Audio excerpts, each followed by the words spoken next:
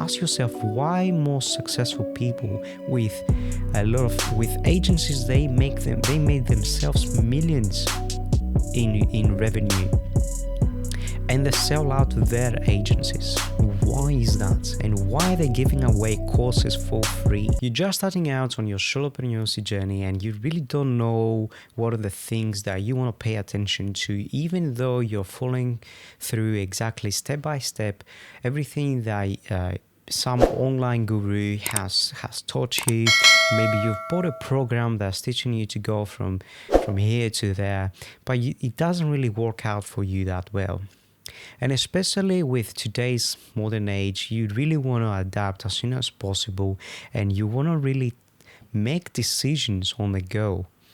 And especially how quickly the market is moving, everything from AI, and how easy nowadays most businesses can become through AI. You want to really find yourself something that you can benefit on the long term, and that is sustainable to you. Now, back in 2021, I first started my solopreneurship journey, and I first started my own digital agency and SMMA. And as most people, I wasn't really sure on what I was doing at the time. I was just really following through someone else's advice on how they became successful back in 2013, 2017. I mean, yes, these kind of businesses like dropshipping, SMMA, crypto, all that, they can be very fruitful for you as long as you know and you're clever how you operate. Because as any of these businesses, they can really become saturated the more people are starting doing it. And back in 2021, I think it was the bull run about SMMAs, because everybody thought is the next hot topic, hot thing you can do today to start make some money. And yes, indeed, most people, well, not everybody, but a lot of people made a lot of money through that way. However, don't just see what people made in one time. Just see how many of these people actually sustain their businesses, sustain having a successful digital agency. And there's one thing that it really crossed my mind as long as you see it yourself. Ask yourself why most successful people with agencies, they made themselves millions in revenue, and they sell out their agencies. Why is that? And why are they giving away courses for free? Understand that they only asking you as a return to be part of the software they used, so they can get passive income through that way, because now they refer you to the XYZ software that you have to use to run your own business as an SMMA owner. However, I'd really ask yourself why they're actually going through that process, through that to sell their agency, without which they made millions every single year, to only tell you that I'm giving away a course for free, and the only thing that I ask in return is just for you to subscribe using their link, so they can get a commission out of the software that you're gonna be paying every single month. Is because of the fact that it's not sustainable, and it hasn't been proven to be sustainable for the future for them. Letting alone the fact that you're just starting out, you have to go through all the same struggles, all the same problems they had, and most people have right now. I'm not saying you cannot make any money with that. I'm just saying you need to be clever on how you acquire and sustain your customers, whether that is through different marketing techniques, through time. And when I say time, it's in how much time you can get some business the results they are looking for, so they can cap out and say, hey, this is the maximum amount of customers I can have every single month rather. And this is how many appointments I can handle every single day. so you know that you're keeping to your promise.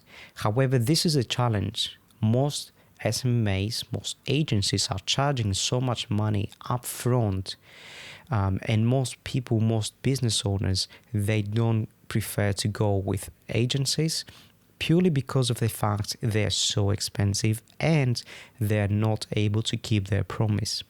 Especially if you're just starting out. And if you're just starting out, you're either the type of the person who spend your time to find out exactly how it works, what it works, and understand the in and outs, the technical stuff, the marketing stuff, the sales stuff, the how to get more leads, how to scrap more leads, what to say, all of those things. Or you're type of the person who you hire someone else like a media buyer to run the technical part so you can focus more of the bringing more customers in. Now, it doesn't matter which way are you going. Both ways, I think, they have their pros and cons. And either way, you still need to work out on how you can benefit from that in less time. In my opinion, if you're the type of person who wants to understand your own business, the in and outs of the business that you run, I feel this will take you so much further in the long term, not necessarily on the short term, because you are so much confident. You're so confident on the things that you discuss with the prospect on the phone or via email or face to face. Because you understand how the game works, you have taken the time to actually make the tests yourself. You know how you market a little bit better rather than just have someone else to run everything for you, and you don't know half of the business that you're supposed to run because there's someone else. Having said that, if you're the type of person who you are an operator, and by an operator I mean someone who is confident and comfortable of hiring different people because they are more experts in their own environments, and you only run the operations. This is equally very important, and some people have made millions out of this, because they know how to communicate, they know how to assign tasks to the people that they need to accomplish those tasks. And they can leverage their time, and they know how to do that, and they can benefit from that. Now, I think this skill is something that requires more time to unlock and become more expert on this. I'm not really putting myself in that category. I like to know more of what I'm actually selling. So I know I'm more confident of actually sell the stuff. Because if I'm not 100% sure of how I can go from A to B and know all the in and outs of what I actually do, then I don't have the full picture. And if I don't have the full picture, I cannot sell the full picture to my ideal prospect. So this is key to have, especially in sales.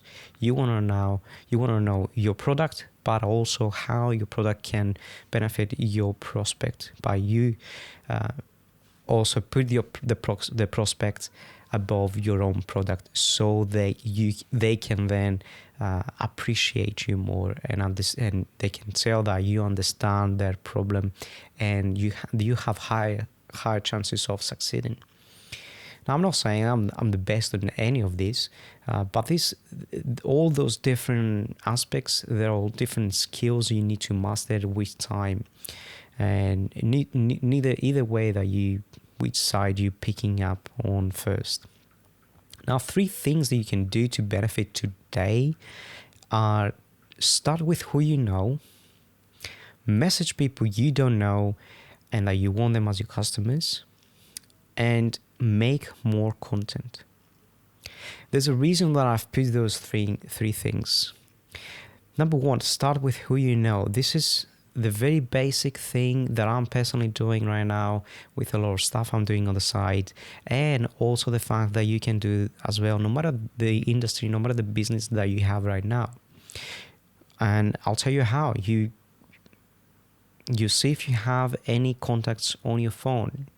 You upload them to it, you download them to an Excel spreadsheet, and say, okay, I have all these people. Who can I contact, so I know there might be my ideal customer. Even if that person is not your ideal customer, just ask them, hey, do you know anybody who might benefit from what you actually sell?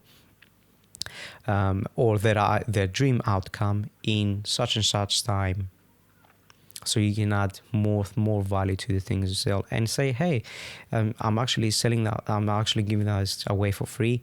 I just need some testimonials to start with, and this is how many people I can handle right now.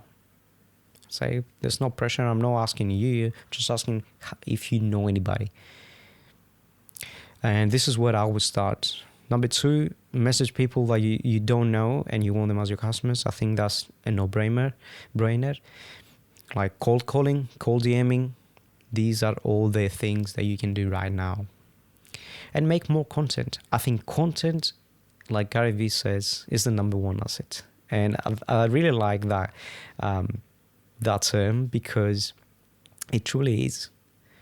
We're fighting in a world where everybody is trying to get your attention, to stay on your social page, on their social page longer, because they know the longer you stay on someone's page, the more the algorithm will push you to other people and have more eyeballs into their own stuff organically, without even spending the same amount of money running any ads.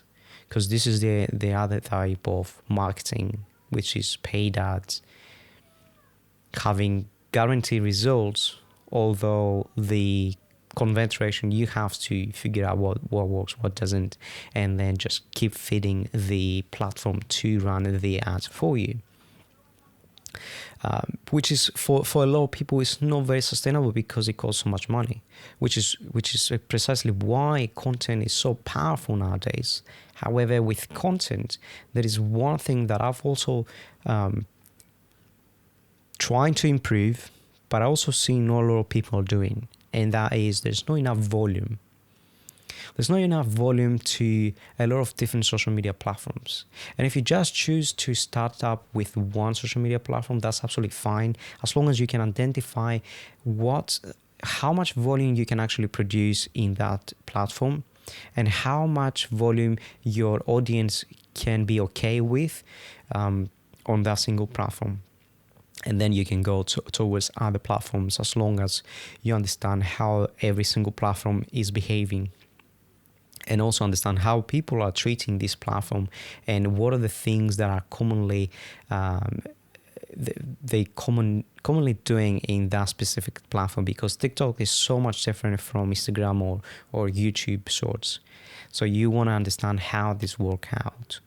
Whether you hire someone that you can feel confident with learning from him or from them in the short period of time. I think if you have the resources, this is a very good way, and this is how I approach the type of situations of hiring individuals, hiring professionals, with the idea of learning from them in less amount of time that will normally take me to find out myself. Because previously, and this is a quote that I have, is finding out the how is more difficult than executing. And this is precisely what it is, because if you hire someone who has the knowledge already, then all you buy is their knowledge. They may have 10 years of running ads on TikTok, but they also understand how TikTok works. So if you can afford that, I would highly suggest you do that way, but have some sort of idea of why you're actually hiring someone. Because if you're just hiring someone of doing the thing that you don't want to do, even though that is fine, it's still it doesn't really benefit you on the long term, because you're not really getting anything out of that if you leave them or if they leave you. Unless you're planning to have an in-house team that they can learn alongside as they're doing it, and then you can decrease the amount of time that you spend with them. And once you're confident enough that the team that you have in-house is producing the same results, if not better, with the same amount of time that they're doing the things that you want them to do, that's absolutely fine. You can do that way as well, and then you can cut them off if you want to do that. Or maybe you can say, I can keep you, I can keep paying you a percentage and hire you as a consultant in case that we need your services. So then that way we don't cut you off completely, and we keep you there. But that is more expensive. Really depends on the kind of revenue that you're making, and you want to be willing to sacrifice. But I think there's a lot of benefits from that as well. Grant Cardone, I've actually heard this the other day, and he's producing 850 type of content every single month. Now this means there's approximately around 22 pieces of content every single day. And I really ask myself, how can I even compare myself to what he actually does? Because if you want to do something and do it great, you want to have high standards and high expectations. And if you want to compete with the best, you want to try at least becoming one. And if there's one aspect that you can use right now, if you're not an expert to whatever you're trying to do, and you have more time, I would suggest to leverage your time more and produce more stuff. Plan out the things that you want to publish in advance, and just sit down 1 day or 2 days or 3 days. Sit down and plan all the episodes, all the episodes, and so you have enough content to distribute for all months to come. And this is precisely how I'm planning my own content. But to be able to do so much volume, I understand in most cases you would need someone or pay for a software that I can distribute the content for you.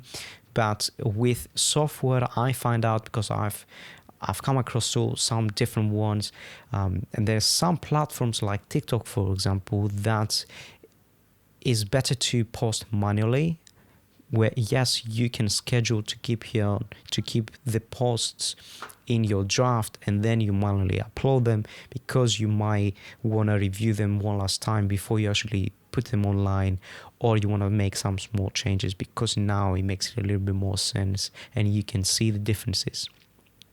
This is how I would approach that type of situation. But the most important part is that you want to identify how much volume the audience is okay for you to produce every single day, and then move towards another platform and another platform and another platform, and keep the same momentum through all those different platforms.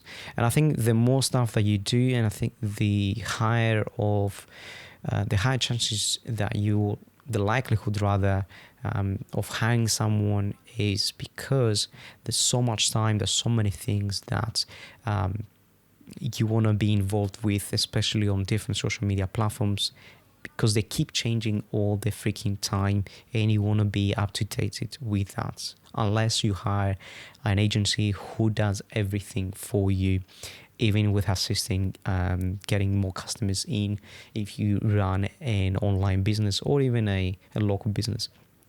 I think no matter which way you're going, you still get a lot of benefits of creating content, because you're building your brand, you're building more credibility, you're building your name, and you can potentially get a bigger customer list. So it's a win-win situation. But what it takes is to actually sit down and do the time, create the stuff that you want to create. So if you enjoy this kind of stuff, make sure you subscribe for more.